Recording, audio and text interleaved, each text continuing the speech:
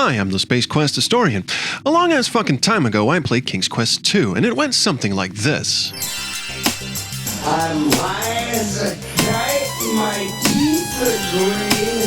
Merry fucking Christmas. And now I've played it again, but this time I played the fan remake by Tierra. Sorry, HGDI. No, sorry, Himalaya. Whatever, these mages guys. Anyway, this remake completely reimagines the game from top to bottom. Whereas the original was more or less just a string of barely sensical set pieces held together with a bare-bones backstory of Graham going on a quest to find a working uterus, the remake expands on this rather flimsy, not to mention offensive, premise by tying it all together in a cohesive narrative. Now, it does help that the remake has the benefit of being created way after the original King's Quest series had finished, with the whimpering fart that was Mask of Eternity, so it has the lore of the entire series to draw upon for inspiration, and it liberally does so in an attempt to make abject bullshit like a magic lamp with a genie, an antiquarian in the middle of a dense forest populated by flesh-eating witches and klepto-dwarfs, and a seahorse that doesn't immediately snap in half when Graham mounts it, make some kind of sense. Granted, some of it works and some of it doesn't. The magical doors from the original, whose ability to conveniently transport Graham to the exact dimension he needed to go to was never explained, has been replaced with a talking rock, who now wants you to fuck off and find 3 colorful gems for reasons that are also never explained. At least there's a bit more effort that's gone into this whole gem thing though. The original just had magic doors with 3 keys, and no one seemed the slightest bit interested in explaining why it was there or why it had somehow managed to lose its keys. In the remake, each gem symbolizes one of the 3 elements: water, air, and earth, which further represents birth, life, and death respectively, and the puzzle chains that go along with each gem are appropriately thematically linked. But as far as what a fucking stoneface is doing out here, why it has the power of teleportation, or why in the unholy name of fuck it's powered by 3 pieces of magical shiny rocks, is something you're just gonna have to work out for yourself. The premise of the whole story unfortunately isn't much different than the original, but in fairness, there's precious little you can do with the dude goes off to rescue a princess in a tower story without divorcing yourself so far from the source material that you end up writing an entirely different game altogether. There is a subtle but interesting difference this time around though, and this is where I get into massive spoiler territory. So if you planned on playing this yourself and you haven't done already, then fuck off and watch something else. Okay, remember Prime Minister Gerwain from the original? You'd be forgiven for not, because he's not actually in the game itself, he's only mentioned in the manual that came with the game.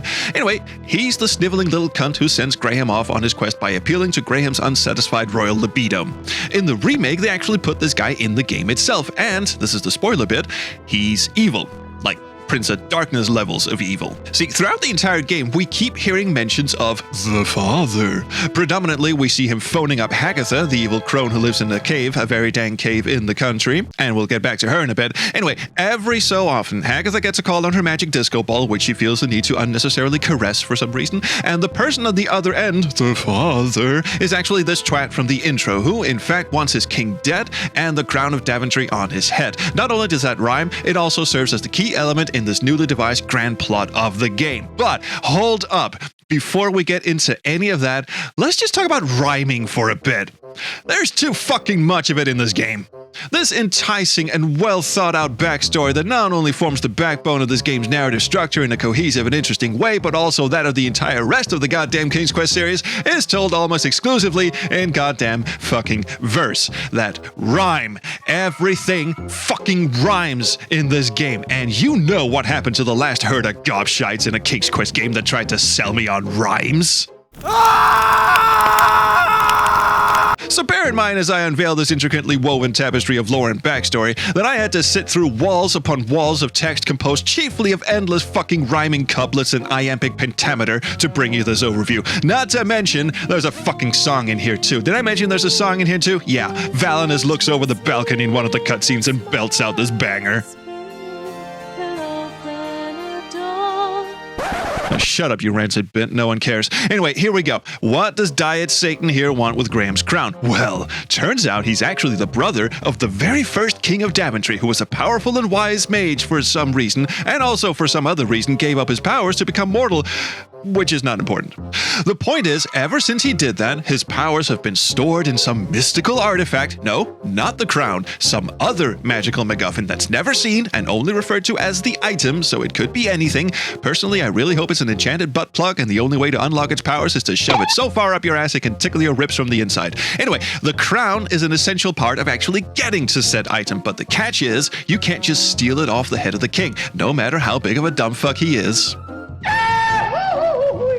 No, he has to give it to you voluntarily, or rather, to be more precise, it has to be bestowed to you. And Gerwain here, whose real name is actually sending Graham off to Kalima, not because he hopes the king will somehow find someone to polish his royal wing-wang, but because he hopes the king's other head will somehow find itself conveniently detached from the rest of his body, and the crown would then go to the next in command, which in this case would be Prime Minister Beelzebub over here. Now, why he didn't just hire an assassin to take out the king on one of his days off is anybody's guess, because Lord knows King Dipshit here is less perceptive of danger than a blind, deaf, and chronically depressed lemming. I guess it just looks better for him if the king happens to bite it while overseas, and apparently old Morningstar here has a score of minions ready to take care of the dirty business in Kalima, so whatever, I guess that works. But what this also means is I was totally vindicated in my postulate back in the King's Quest IV video that the magic mirror of Daventry is fucking evil and wants the royal family dead. Because remember, the story of King's Quest II goes, Graham looks at all the eligible maidens in his own backyard and judges them all to be inferior broodmare material, then goes to sulk in front of the magic mirror, who displays an image of Valinus imprisoned inside a quartz tower in the realm of eternal psilocybin psychoses, and it's love at first sight for G-Dog here because apparently nothing gets his trumpet blowing more than crying women being held against their will. In this game, it's actually Gerwain who subtly hints that Graham should go and have a look in the mirror, meaning not only is the mirror evil, but it's also in cahoots with a royal traitor who wants to, well, that part's never really actually explained either, but I think it's fair to assume he wants to Take on the world. Yeah. Anyway, that's the gist of the driving force of the plot here. Now, the way it ties into the rest of the series is with this thing that was mentioned briefly in King's Quest VI and never brought up again: the Society of the Black Cloak. This dude Alhazred, who was the main antagonist of King's Quest VI, was apparently a member of the Secret Order, but the designers of King's Quest VII and VIII never really got around to fully explaining what their deal was, or indeed ever fucking mentioning it again.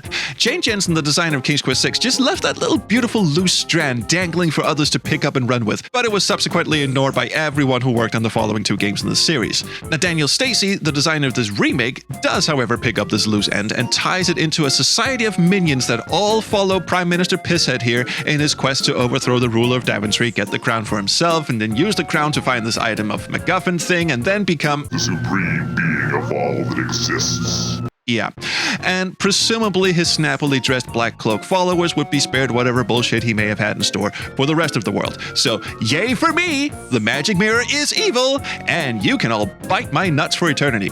Now, how we go from that bit of fairly interesting backstory lore and world building to fucking monk werewolves is a little more complicated, and honestly, it sometimes feels like the game not only bends over backwards trying to shoehorn in elements from the original game, but in the case of these canine clergy, flat out contorts a full 180 degrees and jams his head so far up his own ass trying to work in elements that Daniel came up with on his own and for whatever reason refused to let go of. So okay, we had Dracula in the original game, right?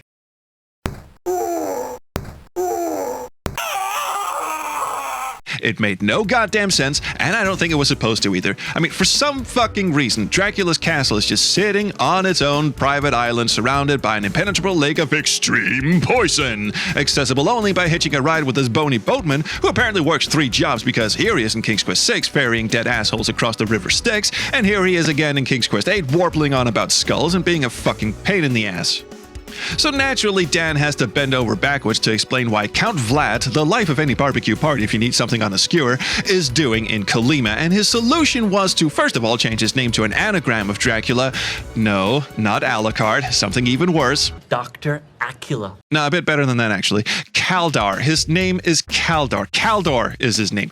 Anyway, Callie here is now reimagined to be the erstwhile mayor or king or whatever of Kalima. But he was out strolling with his wife one evening and got bit by a vampire bat that just swooped down and took a nibble out of him. And from then on, he was like, well, fuck this noise. I'm going to stay here in my castle, lock the doors, and sustain myself primarily in rat's blood for the rest of eternity. And while that may seem like a weird thing to do without at least putting your governmental affairs in order, it does conveniently solve another baffling mystery from the original game, which was, why the fuck does Granny here, who lives in a house, a very nice house in the country, have a black cloak and insignia ring under her bed that lets you book passage on the Moonlight Express? I remember wondering out loud in my video back then, did they hook up? Is Grandma a vampire bitch? And it turns out, yeah, she totally is a vampire bitch. She is, in fact, Caldor's wife. Caldor, who cares? Who still appears to be under the assumption that Callie just dropped dead from some mutant rabies-like ailment brought on by this sudden onset of bat fangs, and doesn't appear interested in raising any questions about why the lights are sometimes on in the castle she used to live in. She also doesn't mind bringing up their granddaughter, who was Little Red Riding Hood in the original game, but is now a precocious little scamp called Possum, who just happens to have a red cloak and spends her days running around in a wolf-infested forest on her own because I guess being mauled by a vicious predator is preferable to sitting at home watching your only remaining family member slowly succumb to death in front of you. Oh, the wolves. Yeah, remember the monk from the first game? This lovely, sweet man of the cloth who takes Graham to heart in prayer? Yeah, fuck you. He's a werewolf now. And not the fun kind either. This wolf doesn't buy you a prostitute and gently strokes your hair after you've had too much wine. Sorry, entirely different spoiler there. No, this one is just snarling evil, and he hates the vampire for some reason. Lovely interior decorating skills, though, I must say. But before I can slap you across the face for saying Team Edward or something equally unforgivably stupid, we've almost forgot, we're in a King's Quest game, so don't worry. We may be barking up some ancient horror tropes here, no pun intended, but it's still just good old G-rated, family-friendly whimsy and wonder. Holy shit, Graham just stabbed a wolf to death with a sword! Okay, well, I'm sure that was just in self-defense. Holy crap, he just did it again! Settle down, Jesus. I mean, sure, there's a non-violent alternate solution to this, but will you fucking knock it off, Christ? Anyway, on the other end of the spectrum, we have talking pumpkins. Sure, why not? The Antiquarian is now a failed acolyte who wants to craft a youth spell, and Hagatha's role has been greatly expanded to the point where she's essentially Satan's right-hand crone, although it's nice to see she still finds time to hang out with Bruce Wayne. Fast forward to the ending where Graham has procured each of the 3 element gemstones. I don't know why fire didn't get a stone, but I suppose that was a little hard to work into the whole birth, life, death metaphor. And he's whisked away to... oh, real funny. Now, we are sent to the overdose dimension, which plays out almost as it does in the original game in that Graham catches a magical talking fish, whom he then proceeds to... Seriously, are you fucking kidding me? Okay, you can also solve this puzzle in the same way as the original game in all the mind-fucking splendor that entails. But aside from giving you the option to viciously murder yet another sentient creature, this remake also greatly expands on the dimension of drug overdoses by making it even more goddamn weird. In this game, as Graham explores the island of psychotropic splendor, he finds a number of cryptic messages written in the sand. They're from Valinus, and she wrote them with her mind, and they fucking rhyme. I mean, come on. First of all, haven't we suffered enough with the goddamn rhyming? Second, when did Valinus turn into a fucking sorceress? Okay, so the conceit here is that when Valinus sleeps in this enchanted dimension, she's somehow able to do stuff that affects the LSD dimension, which begs the question why she didn't just let herself out. But I guess her newfound magical powers only extend to like scribbling poetry in the sand and, oh, conjuring up a portal to actually escape the goddamn dimension. Holy shit, lady, if you can do all that, I don't see how getting past an ordinary wooden door is any problem. Sure, there's a lion out front guarding it, just like in the original game, but if we angle this reveal enchantment gemstone we found somewhere at it just right, it turns into a naked old dude. Hello. Who then wanders off, only to appear at the end of the game at Graham and Valinus' wedding, still naked.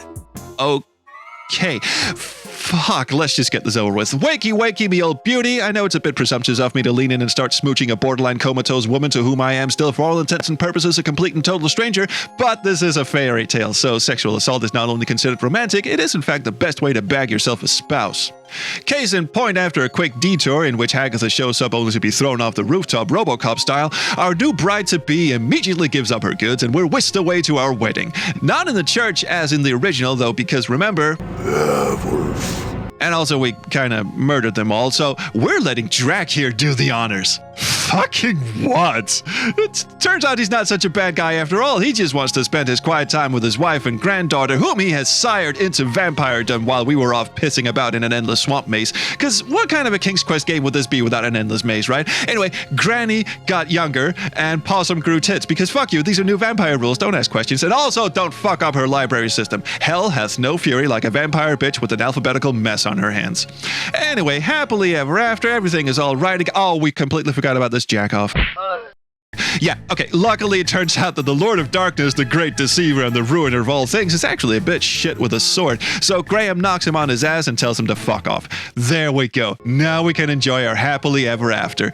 Well, until we have a son and let him get kidnapped from right under our fucking noses, because it turns out we're actually the worst fucking parents ever.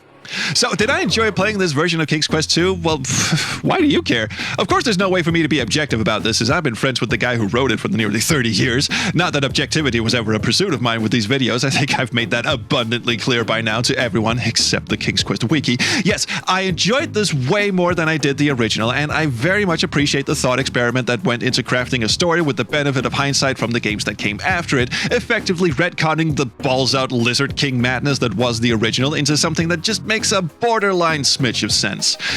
Now, every once in a while you get the sense that Daniel would much rather be writing a Gabriel Knight game than a King's Quest game, and other times he seems to reel himself so far back from the depths of mature storytelling that he winds up naming a race of sentient shark-like beings Sharkies.